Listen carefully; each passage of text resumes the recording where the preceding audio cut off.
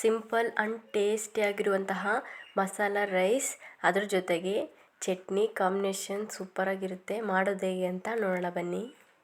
ಬೇಕಾಗಿರುವಂತಹ ಸಾಮಗ್ರಿಗಳು: 1 ಕಪ್ ಕೊಬ್ಬರಿ, ಹಾಗೆ ಬೆಳ್ಳುಳ್ಳಿ, ಧನಿಯಾ ಪುಡಿ, ಇದು ನಾವು ಮನೆಯಲ್ಲೇ ಮಾಡಿರುವಂತಹ ಧನಿಯಾ ಪುಡಿ, ಕೊತ್ತಂಬರಿ, ಪುದೀನ, ಹಸಿಮೆಣಸಿನ್ಕಾಯಿ, ಕರಿಬೇವು, ಈರುಳ್ಳಿ, ಟೊಮಾಟೊ, ಎಣ್ಣೆ, ಉಪ್ಪು, ಪಲಾವ್ ಎಲೆ ಮತ್ತು ಸೋನಾ ಮಸೂರಿ ಅಕ್ಕಿ.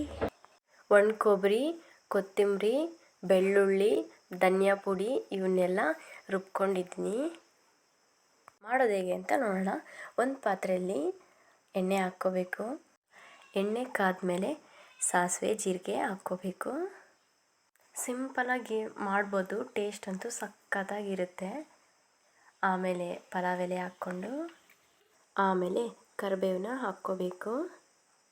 ಈಗ ಹಸಿಮೆಣಸಿನ್ಕಾಯಿ ಹಾಕ್ಕೊಂಡು ಇದನ್ನು ಚೆನ್ನಾಗಿ ಫ್ರೈ ಮಾಡಬೇಕು.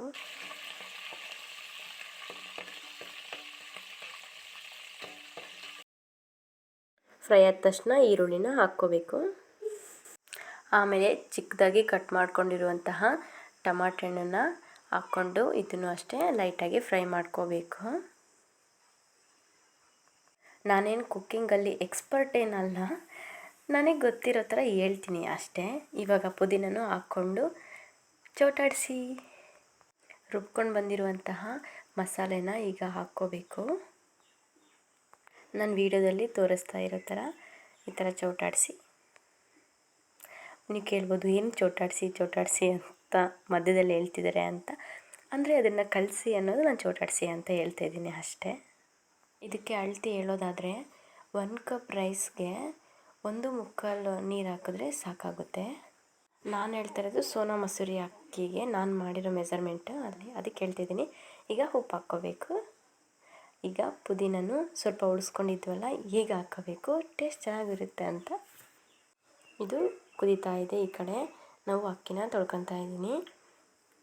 ಈ ಅಕ್ಕಿ ನಾವೇ ಬೆಳೆದಿರೋದ್ರಿಂದ ಇದನ್ನು ಪಾಲಿಶ್ ಮಾಡಿಸಿಲ್ಲ, ಅದಕ್ಕೆ ಈ ಥರ ಕಾಣಿಸ್ತಾ ಇದೆ ನೋಡಿ. ಇವಾಗ ಹಾಕ್ಕೊಂಡಿದ್ದೀನಿ ಅಕ್ಕಿನ ಹಾಕ್ಕೊಂಡು ಈ ಥರ ಚೌಟಾಡಿಸಿ. ಜಾಸ್ತಿ ಕಲ್ಸಕ್ಕೆ ಹೋಗಬೇಡಿ, ಪ್ಲೇಟ್ ಹಾಕ್ಬಿಡಿ. ನೋಡಿ, ಒಂದು 10 ನಿಮಿಷ ಬಿಟ್ಟ ತಕ್ಷಣ ನೋಡಿ ಈ ಥರ ಉದುರಾಗಿ ಕಾಣಿಸುತ್ತೆ. ನಮ್ಮ ಪಲಾವು ಆಗಿದೆ ಅಂತ ಗೊತ್ತಾಗುತ್ತೆ. ಈ ಪಲಾವ್ ಜೊತೆಗೆ ಚಟ್ನಿನ ಮಾಡೋದು ಹೇಗೆ ಅಂತ ನೋಡೋಣ. ಶೇಂಗಾ ಚಟ್ನಿ ಮೊದಲಿಗೆ ನಮ್ಗೆ ಎಷ್ಟು ಬೇಕೋ ಅಷ್ಟು ಶೇಂಗಾನ ತಗೊಂಡು ಹುರ್ಕೋಬೇಕು, ನಾನು ತೋರಿಸ್ತಾ ಇರೋ ಥರ. ಆಮೇಲೆ ಹಸಿಮೆಣ್ಸಿನ್ಕಾಯನ್ನು ಹುರ್ಕೋಬೇಕು. ಶೇಂಗಾ, ಹಸಿಮೆಣ್ಸಿನ್ಕಾಯಿ, ಉಪ್ಪು, ಬೆಳ್ಳುಳ್ಳಿ, ಬೆಲ್ಲ, ಹಾಗೆ ಕೊತ್ತಂಬರಿ ಇವನ್ನ ಹಾಕ್ಕೊಂಡು ರುಬ್ಕೊಂಡಿದ್ದೀನಿ. ನಮ್ಮ ಮನೇಲಿ ಈಗಲೂ ರುಬ್ಬೋ ಕಲ್ಲಲ್ಲೇ ಎಲ್ಲ ಮಸಾಲೆಗಳು ರುಬ್ಬೋದು. ನೀವು ಏನು ಯೂಸ್ ಮಾಡ್ತೀರಾ ಅಂತ ಕಮೆಂಟ್ ಮಾಡಿ. ಸಿಂಪಲಾಗಿ ಮಸಾಲ ಪಲಾವ್ ಹಾಗೆ ಚಟ್ನಿ ಮಾಡೋದು ಹೇಗೆ ಅಂತ ನೋಡಿದ್ದೀವಿ. ಈ ವಿಡಿಯೋ ನಿಮಗೇನಾದರೂ ಇಷ್ಟ ಆದರೆ ಲೈಕ್ ಮಾಡಿ, ಸಬ್ಸ್ಕ್ರೈಬ್ ಮಾಡಿ. Thank you for watching.